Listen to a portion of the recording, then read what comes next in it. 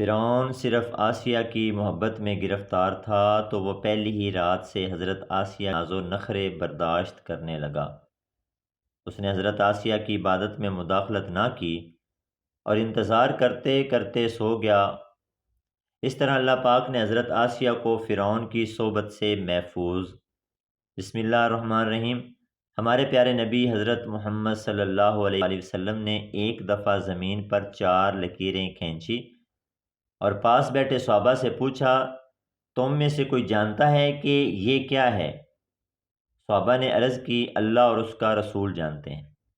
تو رسول اللہ صلی اللہ علیہ وآلہ وسلم نے فرمایا، یہ جنتی عورتوں میں سب سے افضل 4 عورتیں ہیں۔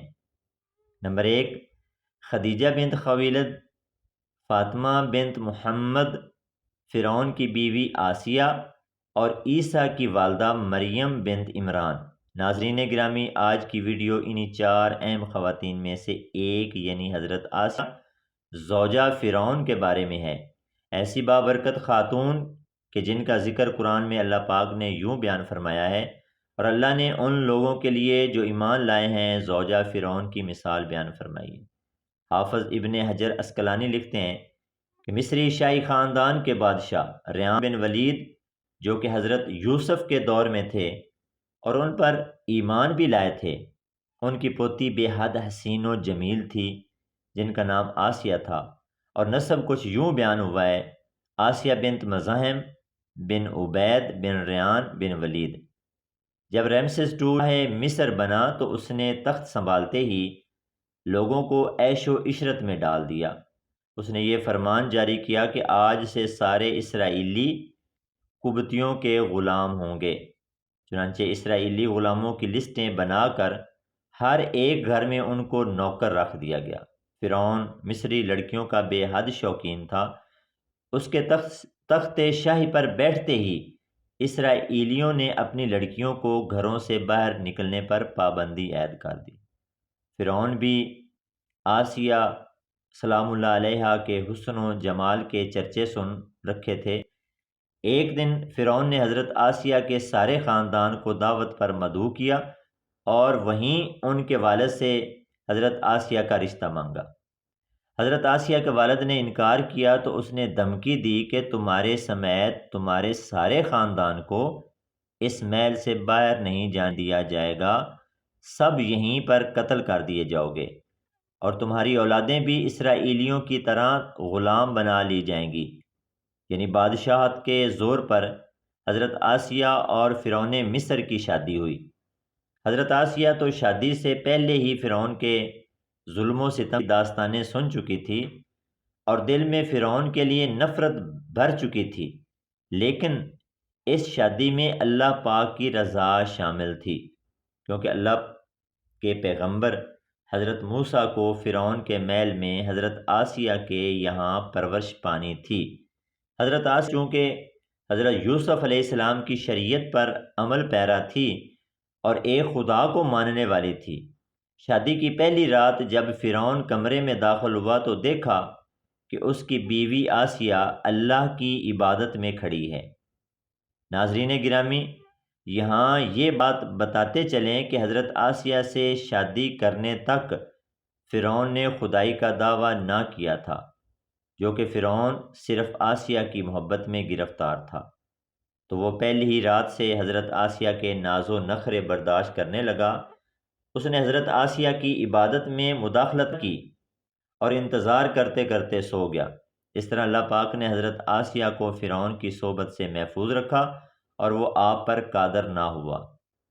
بعض روایات تو اس طرح ملتی ہیں کہ جب بھی فرعون حضرت آسیہ کی خلوت گاہ میں داخل ہوتا، حضرت جبرائیل فرعون اور حضرت آسیہ کے درمیان پردہ حائل فرما دیتے، جس سے وہ ساری رات پرسکون سویا رہتا۔ کچھ کتابوں میں لکھا ہے کہ اللہ نے فرعون کو نامرد کر دیا تھا، جس وجہ سے وہ حضرت آسیہ سے صحبت ہی نہ کر سکا۔ ان سب کے باوجود فرعون اپنی بیوی حضرت آسیہ سے بے پناہ محبت کرتا تھا۔ بعض روایات میں فرعون کی ایک بیٹی کا ذکر بھی ملتا ہے، تو آپ کو بتاتے چلیں کہ وہ لڑکی انہوں نے کسی سے لے کر پالی تھی۔ فرعون کا حضرت آسیہ سے پیار ہی تھا کہ جب حضرت موسیٰ علیہ السلام ایک صندوق میں ملے تو حضرت آسیہ کے کہنے پر اس نے حضرت موسیٰ کو اپنے گھر میں جگہ دے دی۔ حضرت آسیہ کی چونکہ کوئی اولاد ہی نہ تھی، اس لیے آپ نے حضرت موسیٰ کو اپنا بیٹا بنا لیا اور فرعون سے کہنے لگی، یہ بچہ میری اور تیری آنکھوں کی ٹھنڈک ہے، اسے قتل نہ کرو۔ جیسے جیسے حضرت موسیٰ پرورش پاتے رہے تو حضرت آسیہ آپ کے معجزات دیکھ دیکھ کر حیران ہوتی رہی اور دل میں یہ جان لیا کہ یہ بچہ کوئی عام نہیں۔ ان کی توقعات کے عین مطابق جب حضرت موسیٰ نے نبوت کا اعلان فرمایا تو حضرت آسیہ ان پر ایمان لے آئی، لیکن اپنا ایمان لانا محل والوں سے چھپا کر رکھا۔ ان کے ایمان لانے کا واقعہ کچھ اس طرح ہے کہ ایک دن فرعون کے دربار میں باندی کو لایا گیا، وہ حضرت موسیٰ پر ایمان لے آئی تھی۔ فرعون نے اس باندی کے تینوں بچوں کو اس کے سامنے ابلتے ہوئے تیل میں ڈالنے کا حکم دیا اور ساتھ ہی اس باندی سے کہا، اب بھی وقت ہے، مجھے اپنا خدا مان لیں۔ لیکن اس باندی کا ایمان بہت پختہ تھا۔ خیر، اس باندی کے سامنے اس عورت کے تینوں بچوں نے ابلتے ہوئے تیل میں جان دے دی اور اس کے بعد فرعون نے اس باندی کو بھی تیل میں ڈالنے کا حکم جاری کیا۔ حضرت آسیہ سلام اللہ علیہا نے یہ منظر دیکھا کہ اس عورت اور بچوں کی روح ایک نورانی جھرمٹ میں آسمان پر لے جائی گئی تو انہیں یقین ہو گیا کہ حضرت موسیٰ اللہ کے سچے پیغمبر ہیں اور ان کا دین بھی سچا ہے۔ فرعون کے محل میں روز بروز بے سکونی بڑھتی گئی اور حضرت آسیہ نے فرعون سے کنارہ کشی اختیار کر لی۔ حضرت موسیٰ کا دفاع کرتی رہی۔ حضرت موسیٰ علیہ السلام کے چاہنے والے فرعون کے سپاہیوں کے ہاتھوں ظلم و ستم کی بینٹ چڑھنے لگے اور انہیں بے دردی کے ساتھ قتل کیا جانے لگا، یہاں تک کہ فرعون نے حضرت موسیٰ پر ایمان لانے والے ایک شخص سے، جسے قرآن کریم نے مومن آل فرعون کے نام سے یاد کیا ہے، بڑی ہی بے دردی سے قتل کیا، جس کے بعد حضرت آسیہ کے صبر کا پیمانہ جھلکا اور کھلم کھلا فرعون کی مخالفت کرتی رہی۔ فرعون کو جب علم ہوا کہ اس کی بیوی بھی موسیٰ کے خدا پر ایمان لے آئی ہے تو فرعون میں غیظ و غضب کی آگ بھڑک اٹھی۔ پہل تو اس نے اپنی بیوی کو اکیلے میں سمجھایا کہ اگر میری بیوی ہی مجھے خدا ماننے سے انکار کرے گی تو پھر بہت سے لوگ سرکشی کریں گے، لیکن حضرت آسیہ نہ مانی، بلکہ فرعون کو بھی دعوت حق کی تبلیغ کی اور کہا کہ اللہ پاک سے معافی مانگ کر موسیٰ علیہ السلام پر ایمان لے آؤ۔ بہت سی راتیں اسی طرح جھگڑوں میں گزر گئی۔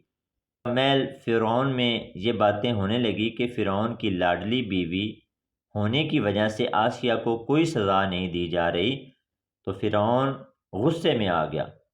اس نے سب سے پہلے مار پیٹ شروع کی اور خود اپنی پاک بیوی کو سزائیں دینے لگا۔ وہ حضرت آسیہ صلی اللہ علیہ کو پورا دن تپتی ریت پر ننگے پاؤں کھڑا رکھتا اور رات کو ان کے پیروں کے زخموں پر خود نمک لگاتا۔ اس طرح کئی دن گزر گئے۔ جب فرعون کو یہ یقین ہو گیا کہ اب حضرت آسیہ کو وہ حضرت موسیٰ کے دین سے نہیں منحرف کر سکتا تو اس نے اپنی بیوی کو سخت سزا دینے کا فیصلہ کیا۔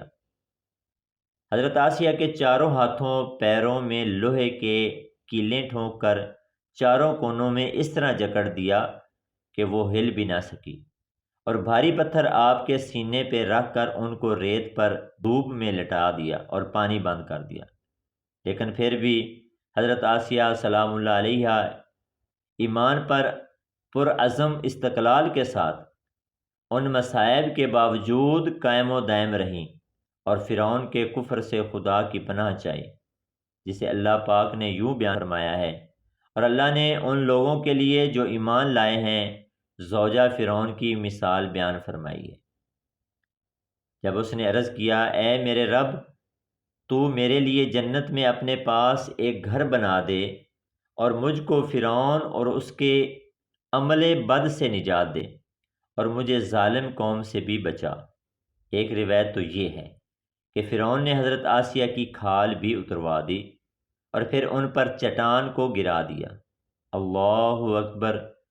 لیکن زیادہ تر مفسرین یہ روایت کرتے ہیں کہ جب حضرت آسیہ کے ہاتھ پاؤں باندھے گئے، ان کی روح پرواز کر گئی تھی۔ ان کا مزار پر انوار مصر میں ہی واقع ہے۔ ناظرین گرامی، حضرت آسیہ کا اپنے ایمان پر قائم رہنا آج کے تمام مسلمانوں کے لیے مشعل راہ ہے، خاص طور پر خواتین کے لیے یہ درس ہے کہ عورت کے اندر بھی اتنی طاقت موجود ہوتی ہے کہ وہ ہر طرح کے ظلم و ستم کے آگے پہاڑ بن سکتی ہے۔ اللہ پاک سے دعا ہے کہ وہ ہم سب کی بے حساب مغفرت فرمائے، آمین۔ وما علینا الا البلاغ المبین۔